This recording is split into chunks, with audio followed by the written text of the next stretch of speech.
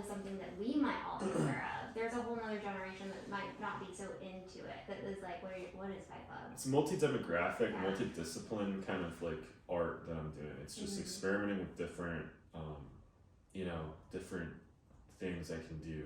You know, if I'm good at editing videos, I'm good at editing clothing, I'm good at making things, I'm good at painting, I'm good at photography, I'm good at drumming, okay? So in order for me to like have the ability to feel okay with having all those things, and it needs to be organized somehow. You know, I don't, if I do all these things and I just have work floating around everywhere, and this is a more tangible thing for me where I can kind of put it out there and see what people like and what they don't like, and then kind of tailor it in a way that I, feels like, authentic to you. Yeah, it's authentic. It builds like kind of like, it's like a mood board for me. Sure. Like, what's your clothing line? We're dropping pants, jeans, accessories, belts, wallets, hats, hoodies, jackets. Is it called Balcony Club? Yeah, we have Balcony Club, and then there's going to be another one that I'm not going to talk about yet. That's okay. Spoiler. All right. Yeah. We'll do another interview. That's and a we'll more. get, maybe we'll all be wearing the whatever like the apparel. So your brand, you're gonna have two clothing brands. One is called Balcony Club, which you already have. It's like coming. Yeah, no, we're drafting the final products I'm having. Yeah. So we just shipped out our joggers. They're gonna be.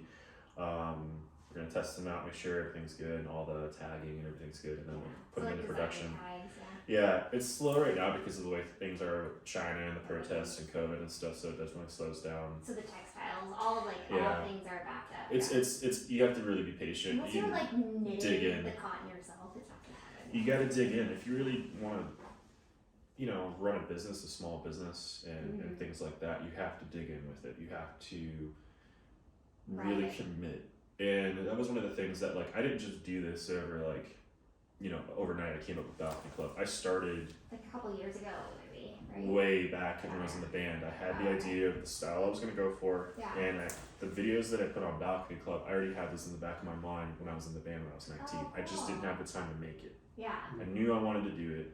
I didn't know what music I was going to do, but I was splicing it together in my head. How did you come up with the name Balcony Club? Yeah, that's a great club. It's a great name for I always thought it was a bad name. No, are you kidding? I thought it was awesome. There's a club in Dallas, and there's a club in Dallas, Balcony Club in Dallas. I've been there actually. And there's also one in Boise. Yeah. I see them on YouTube all the time when I search myself. Yeah. Yeah, no, Balcony Club is cool too, because before you even told me about your YouTube, I actually had stumbled across it from the music that I listened to. And so it actually had been a suggested thing, and your Sicario video was one of the first things that actually got even suggested to me before I even met you. Really? Yeah, for real. I was like, way to go YouTube. So it was that's when you were like, it's this and this and this, and I was like, I had just made those videos.